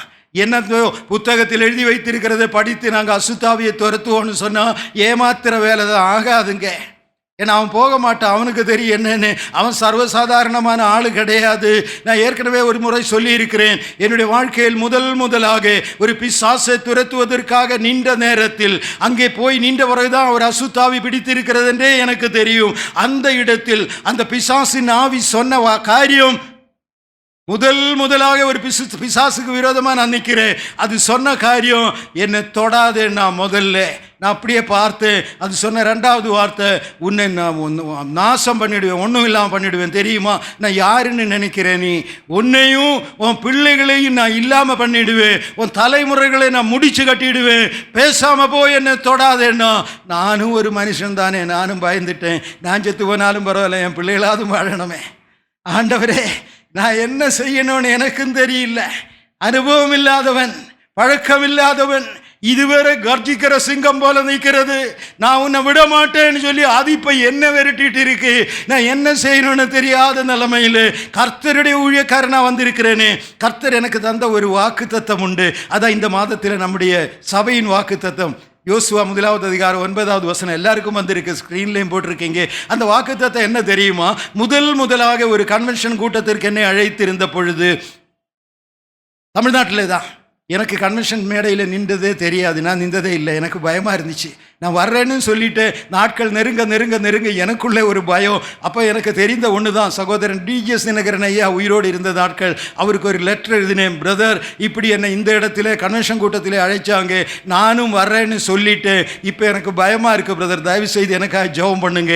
அவருக்கு நான் லெட்டர் எழுதி அனுப்பினேன். சரியாக அந்த லெட்டரை படித்து அவர் எனக்கு ஒரு பதில் அனுப்பியிருந்தார். அந்த பதிலில் அவர் எழுதினது தான், உங்களுக்காக ஜெபித்தேன், உங்களுக்கு கர்த்தர் ஒரு வசனத்தை தந்தார். யோசுவா 1 அதிகாரம் 9வது வசனம் வந்துருச்சே. நீ பலன் கொண்டு திடமனதாயிரு, திகையாதே, கலங்காதே, நீ போகும் இடமெல்லாம் உன் தேவனாகிய கர்த்தர் உன்னோடு இருக்கிறார். இந்த வசனத்தை பிடித்து தான் முதல் கன்வென்ஷன் கூட்டத்தில் செய்தி கொடுக்க நான் போயிருந்தேன். இது டிஜிஎஸ் தினகரன் ஐயா தேவனிடத்தில் பெற்று அனுப்பின ஒரு செய்தி. ஆகையால் இந்த பிசாசு வந்து குறுக்கிட்டு உன்னை விடமாட்டேன்னு சொன்ன உடனே எனக்கு இது ஞாபகம் வந்துச்சு. நான் ஜெபம் பண்ண, ஏசப்பா நீங்க வசனம் தந்திருக்கிறீங்க, போகும் இடமெல்லாம் உன்னோட கூட இருக்கிறேன்னு. கன்வென்ஷன் மேடையிலே சர்ச்சு மேடையிலேயும் மாத்திரம் அல்ல, இந்த வீட்டிலேயும் நீங்க இருக்கணும். நீங்க வாக்கு தந்திருக்கிறீங்க. ஆகையால் எதையாகிலும் செய்யுங்க. இப்போ ஒருவனுடைய படுக்கறையில் அசுத்தாவியோட போராடிட்டு இருக்கிறேன், நீங்க வாக்கு பண்ணீங்களே நான் வருவேன்னு, நீங்க வாங்கன்னு ஜெபம் பண்ணு. அடுத்த வினாடி அந்த அசுத்தாவி சொல்லுது, அதோ ஒரு சிலுவை இறங்கி வருகிறது, அந்த சிலுவைக்கு முன்னதாக என்னால் நிற்க முடியாது, விடுங்க நான் போறேன்னு சொல்லி அந்த மனுஷனை விட்டு விலகிருச்சு. என் திறமை அல்ல, என்னுடைய தகுதி அல்ல, என்னுடைய ஜெபத்தின் மேன்மை அல்ல, என்னுடைய முற்றிலும் பலவீனம் அடைந்த நேரத்தில், நொறுங்கி போன நேரத்தில் பரலோகத்தில் இருந்து ஒரு சிலுவை இறங்கி வந்ததுன்னு அந்த பிசாசு சொல்றான். கர்த்தர் சொன்னார், ஆவியில் ஆராதிக்கிறவர்களை தேவன் விரும்புகிறார். தேசத்திற்கு இது தேவை. இந்த கொசு பரவிக்கிட்டு இருக்கும்போது முனிசிபாலிட்டிக்காரங்க செய்கிற ஒரு காரியம் உண்டு, ஒரு மருந்து கொண்டு போய் அப்படியே ஸ்ப்ரே பண்ணுறாங்க. நிறைய இடத்துல பார்த்துருப்பீங்க, எங்கள் ஆஸ்பத்திரிக்கெல்லாம் அடிக்கடி வரும். அதை அடித்து விட்டால் ஃபோகிங்னு நாங்கள் அதை அழைக்கிறோம். ஃபோகிங்னா அதில் டீசல் அந்த மருந்தும் சேர்ந்து அப்படியே ஸ்ப்ரே பண்ணி விட்டால் கொஞ்சம் நேரத்தில் மேகம் மாதிரி நீக்கி ஒன்றும் தெரியாது. நான் சமீபத்தில் ஆஸ்பத்திரியில் வாகனத்தில் வந்துட்டு இருக்கும்போது முன்னால் இந்த ஃபோகிங் நடக்குது, எனக்கு ஒன்றுமே தெரியல. நான் வண்டி நிறுத்தி உட்காந்துட்டு இருந்தேன், எப்படா இது போகுன்னு சொல்லிட்டு. இந்த ஃபோகிங்கில் காரில் நான் உட்கார்ந்துட்டு இருக்கும்போது இது எப்போ தான் மாறும்னு உட்கார்ந்துட்டு இருக்கும்போது கர்த்தருடைய ஆவியானவர் பேச ஆரம்பித்தார். அவர் எனக்கு சொன்ன ஆலோசனை என்ன தெரியுமா? தேசத்தை ஜெபம் என்னும் ஃபோகிங்கினால் மூட வேண்டும். பிசாசுகள் துரத்தப்பட வேண்டுமானால், இந்த சின்ன கொசுக்கள் அழிய வேண்டுமானால், தேசத்தை கர்த்தருடைய மகிமையினால் மூட வேண்டும். மூடப்பட வேண்டுமானால் ஜெபிக்கிறவர்கள் எழும்ப வேண்டும். கர்த்தருக்கு ஸ்தோத்திரம். ஆவியில் ஜெபிக்கிறவர்கள். நினைச்சு பாருங்க, நம்மளுடைய வீடுகளில் எல்லாம் ஓயாமல் நடக்குகிற ஒரு ஜெபம் இருந்தால் எந்த பிசாசாவதும் பக்கத்தில் வர தைரியப்படுவானா? வரமாட்டான், நிச்சயமா வரமாட்டான். ஏன்னா அங்கே ஜெப தூபம் எழும்பிக் கொண்டிருக்கிறது, ஜெப மேகம் எழும்பிக் கொண்டிருக்கிறது, ஜெப அலைகள் எழும்பிக் கொண்டிருக்கிறது, ஜெப வல்லமை எழும்பிக் கொண்டிருக்கிறது, கர்த்தருடைய மகிமை இறங்கிக் கொண்டிருக்கிறது. சத்ரு பக்கத்தில் வரமாட்டான். தேசம் பிசாசின் கிரியைகளில் இருந்து விடுதலை பெற வேண்டுமானால் தம்முடைய ஜனம் ஆவியில் ஜெபிக்கிறவர்களாய் இருக்க வேண்டும் என்று பிதாவானவர் விரும்புகிறார். ஆகையால் தான் லூக்கா 9வது அதிகாரம் 1 வசனத்திலே தம்முடைய சீஷர்களை அழைத்து ஊழியத்திற்கு அனுப்பும் பொழுது ஆண்டவர் சொன்னார், சகல பிசாசுகள் மேலும் உனக்கு வல்லமையும் அதிகாரத்தையும் தருகிறேன். அதில் விட்டு வைத்த எந்த பிசாசும் இல்லை. எந்த மலையிலே இருக்கிற பிசாசும், எந்த உன்னதமான பிசாசும், 10,000 கோடிகள் கும்பிடுகிற பிசாசும் அதிகாரத்திற்கு கீழ்ப்பட்டவன். ஏனால் இயேசு அதிகாரம் தந்திருக்கிறார். சகல பிசாசுகளையும் துரத்துவதற்கு உனக்கு நான் அதிகாரத்தையும் வல்லமையும் தருகிறேன். இதுதான் ஆவியில் ஜெபிக்கிற தேவ பிள்ளையினுடைய மகாபெரிய ஆசீர்வாதம். நம்முடைய மாம்சத்தின் பலத்தினால் அல்ல, நம்முடைய ஜெபத்தின் வல்லமையினால் அல்ல, கூட இருக்கிற தேவ கிருபையினாலே, அவருடைய மகிமையினாலே சத்ருவை துரத்துவதற்கு அவர் தம்முடைய பிள்ளைகளை, தம்முடைய ஜனத்தை பயன்படுத்துவார். நாம் செய்ய வேண்டியதெல்லாம் ஒன்று, ஓயாமல் ஜெபிக்கிற ஒரு ஜெபம், இரவும் பகலும் ஜெபிக்கிற ஒரு ஜெபம். ராத்திரியில் ஜெபிக்க முடியுமா? அதுதான் கர்த்தர் எதிர்பார்க்குற காரியம். அப்போ நீங்கள் கேட்கலாம், தூங்க வேண்டாமா? தூக்கத்தில் ஜெபிக்க முடியுமான்னு தான் நான் கேட்டேன். தூக்கத்தில் ஜெபிக்க முடியுமா? தாவீது சொல்கிறானே, நான் கர்த்தரை எப்பொழுதும் எனக்கு முன்னதாக வைத்திருக்கிறேன். அப்போ அவர் தூங்கினது இல்லையோ? எப்பொழுதும் எனக்கு முன்னதாக வைத்திருக்கிறேன். தூக்கத்திலேயும் ஜெபிக்கலாங்க. நீங்கள் தூங்கும் வரைக்கும் ஜெபிச்சுட்டே இருங்க. கர்த்தருடைய கரங்களில் தூங்குங்க. ராத்திரியில் கண் விழிக்கும் பொழுது அந்நிய பாஷை நாவில் இருந்து வந்து கொண்டே இருக்கும். அந்த அனுபவம் உள்ளவர்களுக்காக கர்த்தருக்கு ஸ்தோத்திரம். ஹல்லேலூயா. இட் இஸ், அது தொடர்ந்து நடக்குகிற ஒரு காரியம். உங்களுடைய ஜெபம் நின்று போகக்கூடாது.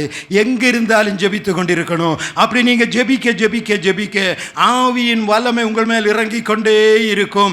தேவ மகிமை சுமக்குகிறவர்களாய் நீங்கள் மாறுவீங்க. உங்கள் நாவிலிருந்து தீர்க்க தரிசன வார்த்தைகள் புறப்பட்டு வரும். உங்கள் வார்த்தை மூலமாய் அநேகர் பலப்படுவார்கள், அநேகர் தொடப்படுவார்கள், அநேகர் கட்டப்படுவார்கள். அநேகருடைய வாழ்க்கை ஆவிக்குரிய வாழ்க்கையில பலனடைந்ததாய் மாறிவிடும். உங்களுடைய ஜெபத்தினால் சத்ரு துரத்தப்படுவான். அவன் பக்கத்தில் வர முடியாமல் சத்ரு கொண்டு வந்த நோய்கள் குணமாகும். பிசாசினுடைய கட்டுகள் அறுக்கப்படும். சூன்யங்கள், பில்லி சூன்யங்கள் உடைக்கப்படும். சத்ருவினுடைய கோட்டைகள் தகர்க்கப்படும். குடும்பங்களை பிரிக்க அவன் வைத்திருக்கிற ஆயுதங்கள் ஒன்றுமில்லாமல் போய்விடும். கணவன் மனைவிக்குள்ளே அவன் வைத்திருக்கிற நுகங்கள் முறிந்து சாம்பலாய் மாறிவிடும். பெற்றோர் பிள்ளைகளுக்குள்ளே அவன் கொண்டு வந்திருக்கிற பிரிவினையின் சங்கிலிகள் நொறுங்கி விடும். ஜெபிக்கிற தேவ பிள்ளை கர்த்தருடைய மகிமை இறக்க முடிந்தால், தேவ வல்லமை இறக்கி கொண்டு வர முடிந்தால், உன்னுடைய வீடு ஒரு குட்டி பரலோகமாய் மாறுமே. தேவ பிரசன்னம் அங்கே இருக்குமே.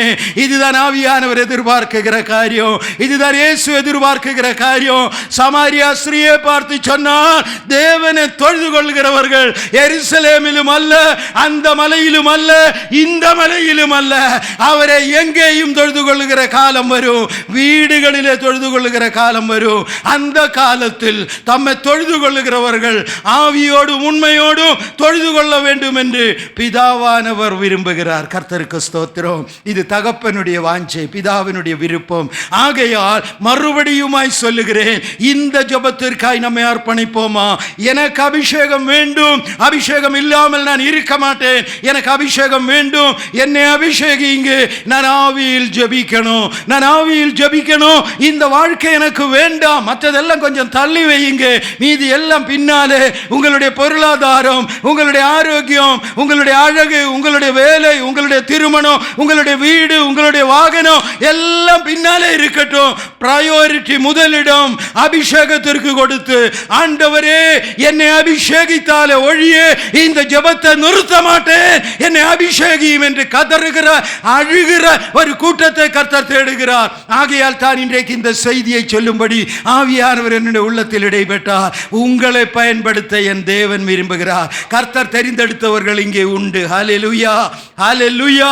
தேவன் முத்திரை போட்டவர்கள் இங்கே உண்டு. ஆகையால் தான் இவைகளை சொல்லும்படி ஆவியானவர் கட்டளையிட்டார். கர்த்தருடைய முத்திரை பெற்ற தேவ பிள்ளையே, நீ பயன்படுத்தப்பட வேண்டிய காலம், நீ பிரயோஜனப்பட வேண்டிய நேரம், அபிஷேகத்தில் நிறைந்து தீர்க்க தரிசனங்களும் வாக்குத்தத்தங்களும் உரைக்கிற நாட்கள் வந்துவிட்டது. அது தூரம் அல்ல, அந்த நாட்கள் வந்துவிட்டது. ஹல்லேலூயா. ஜெபிக்கலாமா? தலைகளை தாழ்த்தி கண்களை மூடி நாம் இணைந்து ஜெபிப்போம். ஸ்தோத்திரம். தேவ பிரசன்னத்தில் நிற்போம். ஹல்லேலூயா. அன்பின் தகப்பனே, இந்த வேலைக்காய் சோத்திருக்கிறோம். எங்கள் மத்தியிலே அசைவாடுகிறவர், அநேகருடைய கட்டுகள், தலைமுறைகளாக இருந்த சாபங்கள் இன்றைக்கு உடைக்கப்பட்டது. விசுவாசத்தோடு போ, நீ விடுதலையாக்கப்பட்ட என்ற வார்த்தையோடைய ஆவியிலே துணித்திருக்கிறது. ஹல்லேலூயா. ஆண்டவரே கர்த்தாவை பலப்படுத்தி திடப்படுத்தி இது கூடயே செல்ல வேண்டும் என்று செபிக்கிறோம். விடுதலை பெற்றவர்களாய் மாத்திரமல்ல, அநேகரை விடுவிக்கிறவர்களாய் மாற பலப்படுத்தும். வல்லமை வரங்கள் வார்த்தை வெளிப்பாடுகளினால் நிரப்பு ராஜா. ஒவ்வொருவரையும் ஆசீர்வதியும். இப்படி வருகைக்காய் ஆயத்தப்படுத்தும். ஜனமாய இஸ்ரவேலரை ரட்சியும். கர்த்தாவே கிருபையாயிரும். இயேசுவின் இரத்தத்துக்கு கீழ் வைக்கிறோம். இயேசு ரட்சகர் மூலம் கேட்கிறோம் பரமபிதாவே. ஆமென்.